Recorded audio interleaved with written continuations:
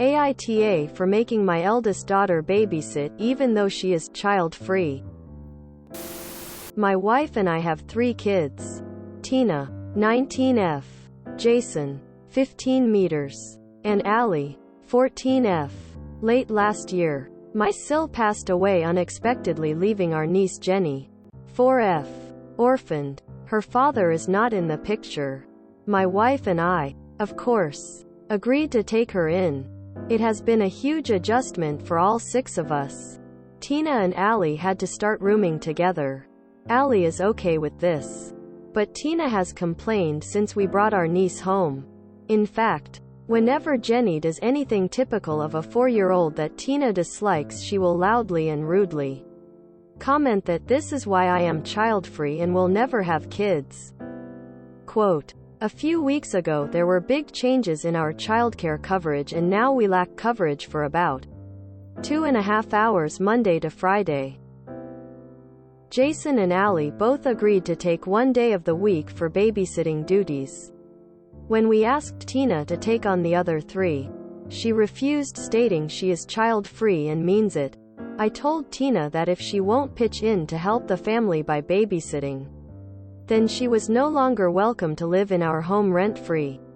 I told her what we would be charging for her room and board, and she had a meltdown. She did a lot of yelling and screaming, but when she realized I was serious about kicking her out if she didn't pitch in, she agreed to take on the 3 days of babysitting. Our relationship has been tense. Tina says I am not being fair because she has to take 3 days when Jason and Allie only have to take 1 day each. I explained it is because they are still in high school and both are involved in after-school activities while she takes college classes part-time and online while only working weekends. Also because she is an adult and the other 2 are not. She has also called me sexist and says I am discriminating against her beliefs. Am I the asshole for forcing my adult daughter's hand in this? ETA. We can't really afford an outside babysitter right now. This was the reasoning behind charging my daughter room and board. I currently pay her school fees, car payment, car insurance, phone bill, all of her groceries, health insurance, and utilities. I was charging her less in room and board than what her lifestyle costs monthly. If she doesn't want to babysit, she is free to stay here if she pays the amount we said in room and board. She would have to take on more hours at work to do so though. NTA. I think every so often, people have to take one for the team. You're asking an adult for 7.5 hours of work per week in return for free room and board. I think that's fair. So, 2.5 hours a day for 3 days. A total of 7.5 hours a week. X $15 per hour is $112.50 per week. By 4 weeks is $450 per month. So about $450 a month of babysitting in exchange for free rent, utilities, food and whatever else you might be covering. That sounds reasonable. NTA. Edit. Thanks for the award. NTA. But holy shit, a lot of people in the replies here are. I commend you for taking in a new child and trying to help. Your daughter needs to grow up and either help the family or move out if she wants to act so mature and independent. NTA. And I'm confused as to why you're getting YTA judgments. It's a huge adjustment for everyone and it's not like y'all are subjecting her to parentification. If she's not happy, she can move out and pay rent elsewhere. When you say she's taking college classes part-time and online, exactly how many classes credits is she taking? There's a big difference between taking 2 to 3 credit classes and taking 12 to 15 credits. Online classes can be incredibly difficult because, depending on the class, you have to do it on your own without much faculty support. I say this because people frequently ignore the outside of class time students need to do their class work. They act like if they have 4 hours of days a day, That's nothing when it's actually an overload of credits at most colleges. This was a major adjustment to your entire family. Tina is the farthest in age from her cousin. I don't think you're really tall, but I do think you need to reconsider your approach with Tina. She is an adult. However, would you make her pay all the expenses you listed if the situation with your niece had not come up? To her, you basically changed the rules and told her you were going to kick her out to take in your niece. At 19, her brain is still maturing and teens don't think like adults. She's seeing it as Tina versus Jenny. As far as the father, whether or not he takes care of his daughter, he is responsible for her financially. Get child support for her if you can.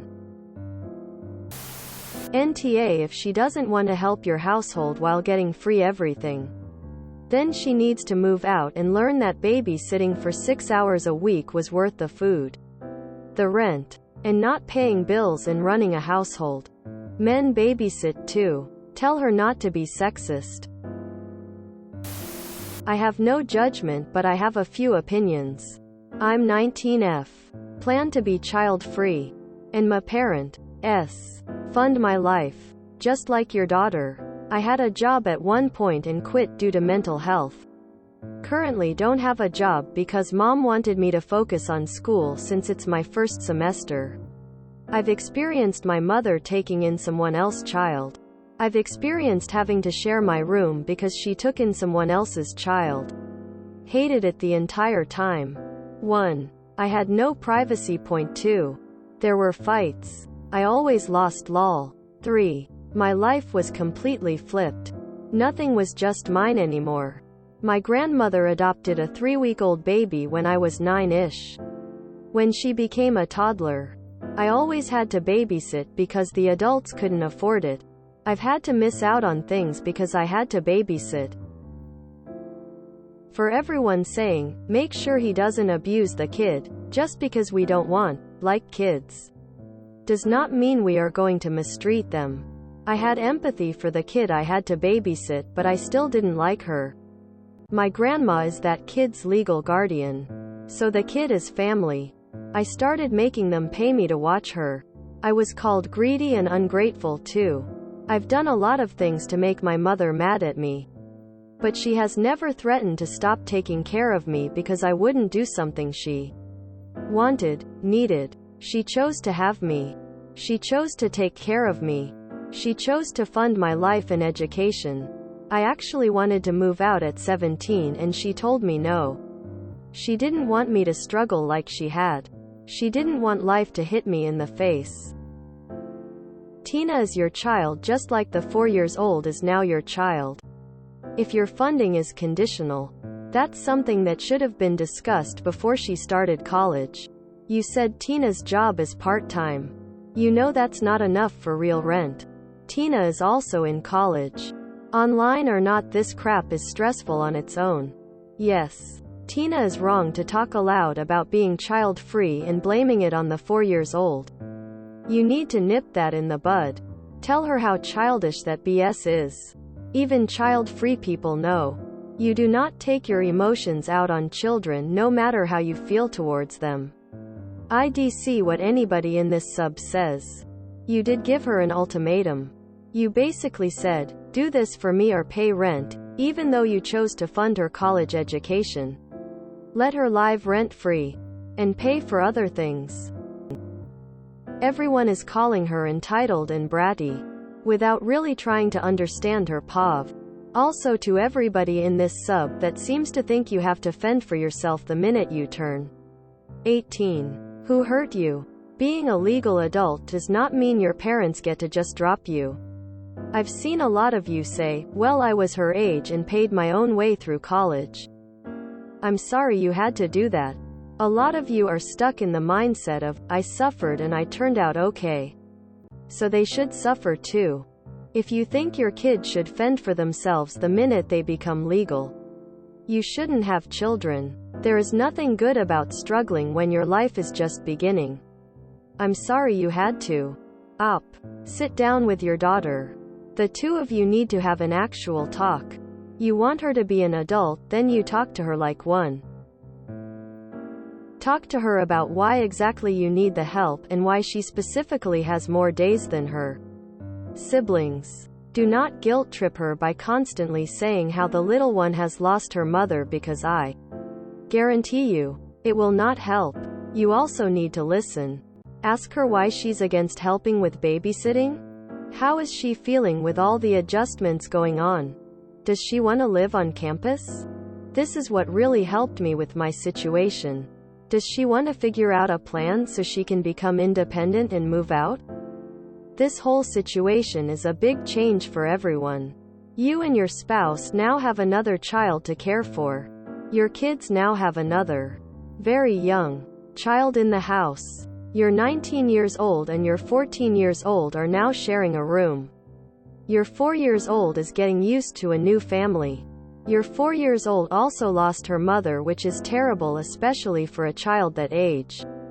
Everyone's life has changed. Info. If you expect her to pay room and board, does that mean she gets her own room back?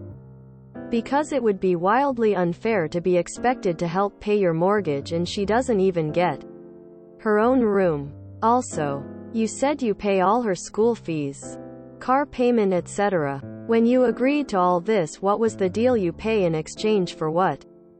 Helping it around the house? Or just going to school? It seems like a real adjustment for everyone. And it's not easy for all the people involved. You decided to pay for all those things for Tina, and then hold it against her? Why didn't she get student loans or buy her own car or pay for her phone herself? Because mommy and daddy will do it, you probably said. But now, once a huge change happens, a change of which you seem incapable of handling, you have to pawn off your duties as a parent to your children. I don't care if Tina is 19. You treat her like a child. Stop paying her cell phone and car insurance. Boom. Babysitter acquired. Tina can then learn a bit of adulting. All in all, Tina seems unable to even take care of herself, and you want her to take care of a child she hates? Poor little 4YTA. Nah, but I would urge you to tread carefully and avoid alienating your daughter. At 19, there's really nothing stopping her from moving in with some random guy or girl she meets at a party that gives her attention and an out from her stressful home. School tends to drop soon after. I watched it happen to a lot of my friends in my early 20s, and I did it myself. I do think you are off base by implying that college, work are not as important or as demanding as high school. Also, please understand that online college is more demanding time-wise than in-person courses. Our students spend an average of 2 to 3 hours per credit hour on schoolwork per week. This is the minimum amount we suggest, depending on how many classes she is taking. Her school wants her to be spending 18 to 27 hours per week on schoolwork, assuming she takes 6 to 9 credit hours. If she works at least 13 hours on the weekend, she is overloaded at 40 hours a week of work, schoolwork. Now you want to add 7 more. Unpaid. I don't think you're in awe, but I do think you could be out of touch with how much your daughter is doing. We see that a lot with parents that experience traditional college. They tend to be unable to see that online college is more time-consuming. NTA. Tina is being unreasonable. If she doesn't like living with her orphaned cousin, she can move out. NTA. Your daughter is dead-ass wrong and you know it. I'm sorry, but somewhere along the way she became a spoiled, entitled brat if this is how she behaves. I mean, the sheer nerve of her to loudly proclaim she will remain child-free in the presence of her cousin? How is that remotely acceptable? If she doesn't want to have kids, that's her choice. It doesn't absolve her of caring for members of her family when they need it. I mean, this girl's mother died and your kid is making this about her freedom of thought? Please let me get my fainting couch. Good for you telling her to take a hike if she can't help out a reasonable amount. I mean, It's 2.5 hours 3x a week? She's in awe. Info. I'm just wondering why the two oldest girls had to start rooming together as opposed to the two youngest, and why the oldest couldn't have her own space. Are you letting the niece have her own room instead? YTA. The free living arrangement was a gift that got turned into a transaction without any warning. It sounds like your daughter is not currently in a financial position to decline. But once she is, I doubt she'll stay around. You've done a lot of damage to your relationship for only $600 a month. And the lack of respect is unlikely to be forgotten. You admit she's an adult, but you're assigning her a task she openly despises without any good options to decline. It's a good deal for Tina financially. And I do think she should do something to contribute. This just isn't the way. Perhaps a compromise where she does the same amount of babysitting as her siblings and then a babysitter for the rest. No one will be too happy, but at least an effort was made to respect everyone's wishes. I do think YTA. You agreed to take the niece in, not your daughter. The niece is your responsibility, not your daughter. Your solution is your children, who are experiencing a shift in their lives, and you've said your oldest never had to babysit her siblings. She is an adult, now is deceptive. She is 19. And going to school and working part-time. Those are jobs. Her job is college and part-time, not childcare. She isn't a full-blown I have a 401k savings account and tons of experience and resources to pull from. Clearly she isn't an adult because you, as her parents, help support her, as you should. She is 19, of course she should be on your insurance. Eat food. You are the parents. You should be helping her be in a position for the most success and helping with these things. If she were 17, you would still be paying those things because you are the parents. You aren't doing her a favor. So if she were 17 or heck freshly 18, how would you force her? Still say it's because she isn't an adult? Quote, it's a weak argument because it's all you have to fall back on. It doesn't sound like she would just suddenly be able to make this money, or enough to move out on her own while going to school. And you know it. You know you've put her in a position that means she has to do this because her options are limited. And in a way this feels like exploiting her. You are using your help against her and punishing her. Her doing this is not a long-term solution and shouldn't be her primary responsibility. It's yours. You took the girl in. Like really, you'll kick your own daughter out? You want to go down that road? And what if she left? What would you do then? It really reads like you believe what you are providing your own child is a favor at this point. Not what a parent should and could to help her be successful at school and life. It's always messy when it comes to family favors. Technically the rent-free living and the babysitting have nothing to do with each other, and I'm sure to your daughter it seems like an unfair consequence. Also, taking 3 days of babysitting sucks. It may not seem like it, but that's a big burden on a 19-yo. Especially if she's also working or schooling. If she is doing all of the above, it's likely unbearable while still studying and having time for a social life, which is important. It's a consequence of a decision she had no say in. That being said, we all know that getting a place to live for less than 10 hours of work a week is a screamin' deal that you will not find anywhere else. Bottom line, it sucks for everyone. But as long as your family does right by you and helps you when you need it, you should do the same for them. Within reason, of course. I always support cutting out toxic family members. As long as there isn't missing info or warped perspectives, I'm going NTA. But it is a shitty situation, so try to be understanding, accommodating where you can. NTA. She's an adult who's not paying rent. Contribute or leave is a perfectly valid demand. especially when said contribution is as minor as it is. 4-year-olds aren't hard to handle for a few hours. Plus she has a job and part-time schooling is a fairly lightweight workload. Her status as child-free is irrelevant. That just means not having children. Not treating children like monsters. Your adult daughter seems to be the most childish of your children. Edit. I noticed in the comments a trend on people not noticing the time required. The woman's workload. Or do not understand the difficulty of babysitting a 4-year-old.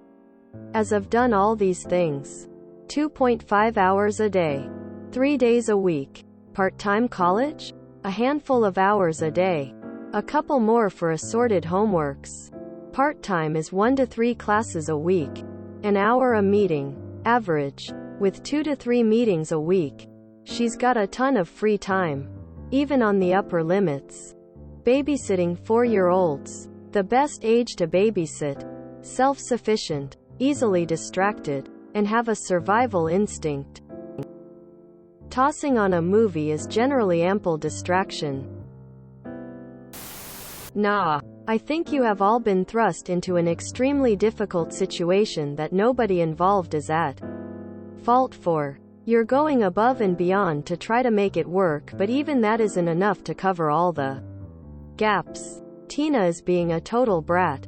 But it's understandable that she wouldn't react well to suddenly having to share a room and take care of a 4-year-old for 3 days straight without compensation, even if she was into kids. Let alone wishing to be child-free. She's technically an adult, but at 19 her brain still is not fully developed. She's still very much an adolescent. You're totally correct to point out that she's getting free housing and that asking her to chip in one way or another is fair. If she doesn't want to deal with the child, that's fine. But then she should be doing something to help out in a different way. If that's getting a job to pay for the kids' babysitting, then that works. You're right and Tina is in the wrong. But I don't think anyone is an asshole here. It's an extremely unfortunate situation. Info. Why is Tina sharing with Ally rather than Ally sharing with the 4-year-old? I get neither are fair, but it would allow Tina more independent time and space. YTA. You took in a child you couldn't financially afford. Sil had a child with a deadbeat, which is unfortunate. But a choice she made. Your daughter is in college and sure you are paying for it. But again, when you have a child you have to be able to financially afford it. So when that child grows up there's a possibility that they will apply to college. It's up to the parent to cover the costs. Which is why the FOFSA asks for parental income. There are 529 plans for that exact reason. Oh, and taking away shelter for your child seems harsh. How many 19-year-olds can get jobs that pay them enough for rent, food, and basic living essentials? My guess is not many, which is why she's in school currently to obtain skills to be able to get such a job. Sure, the classes may be online, but many classes are because of the pandemic. Now the car payment and insurance are between you and your daughter to figure out, because I assume she either asked for you to co-sign or you outright signed the paperwork and the car is in your name. If money was an issue, you didn't have to do either. By you giving your daughter an ultimatum, she will resent you and sometime in the future may go no contact. You made the decision to take in this child, which is noble. But it sounded like you didn't have a plan. If you enjoyed this video, please check out our playlists full of similar content. Epicaricast is like doom scrolling for your ears. Please like, share, and subscribe.